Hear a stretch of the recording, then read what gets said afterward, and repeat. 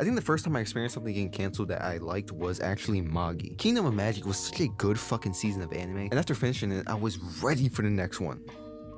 I'm still waiting for it, man. It's been more than a decade, so I basically lost all hope, but that feeling stuck with me. A mix of sadness and frustration. Sadness that I never got to see how the story ended, and frustration that the creators, or more typically the publishers who chose to cancel it. Enter Netflix, our favorite multi-zillion company who can't handle the couple $1 million lost, and who also just can't seem to discern quality. I think every video essayist who's talked about this topic has mentioned this, but Big Mouth has 7 fucking seasons. I don't even hate this show as much as other people, and I still think that's bullshit. Like, come on. I know beloved shows like Dead to Me and the OA, fucking 1899. What the fuck were they thinking with that one? Holy shit. Are going to be the first thing that come to mind when it comes to Netflix cancellations, but for me, cutting I Am Not Okay With This hurt me on a fundamental level because I loved that show. That shit slapped so hard, bro. It was so charming. It was so compelling on every fucking level. All characteristics that also apply to Inside Job, an anime show created by Shion Takeuchi, who worked on Regular Show, Inside Out, A Bit of Gravity Falls, and Alex Hirsch, the fucking creator of Gravity Falls. So much talent just from these 2 names, and the shows and the concepts. There's the government, which is the shit we see on TV in real life, and then there's the shadow government, the deep state, who control shit behind the scenes, orchestrating and interacting with much of the world's secret, including the space landing, the reptilian race, hell, they even know where Tupac and Biggie went. Essentially, Inside Job is an adult comedy asking the question of,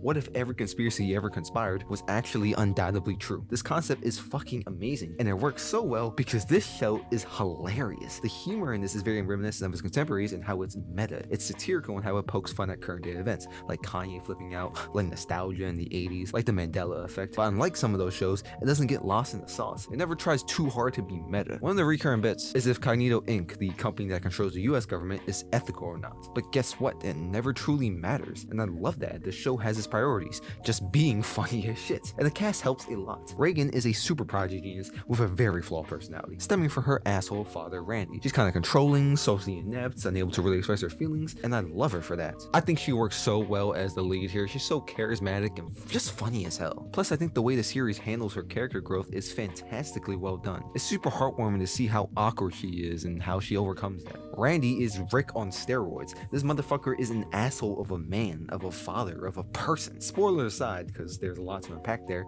he's a narcissist, a drunk who literally needed replacement kidneys, a slob, and a lazy sack of shit, who also happens to be a super genius too, which drives many of the conflicts in the story. He has his own arc that you'll have to watch to find out, but even without that, I love how unapologetically a douche he is. It's entertaining as fuck. Brett is sort of a straight man, a very stereotypical white dude with an inability to say no. Just a golden retriever of a guy that contrasts so hilariously with the craziness of everyone else. Gigi is power hungry as fuck. Glenn Dolphman is a fucking literal dolphin man hybrid with a war boner. Is fucking hilarious. Andre is high all the time for a whole bunch of illegal substances. And paired with Mike, a very vulgar, horny mushroom, they're funny as shit. I really like Alpha Beta, who's the robot version of the president who became sentient, and the shit he goes through is fucking hilarious. It's fucking ridiculous, and I love it. I love this show, man. The humor was just so on point. I love how it played around with everything it had to its disposal. It was self-aware how stupid it was, and the jokes and the bits, and just the humor was so rich,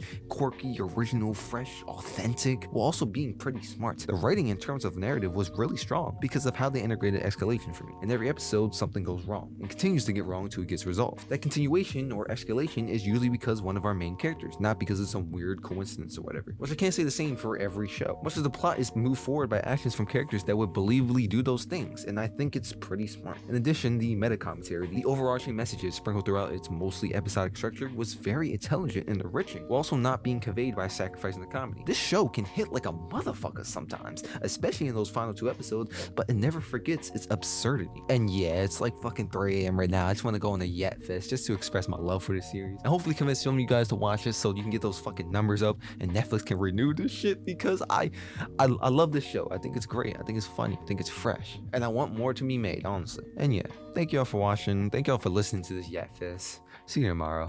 Peace.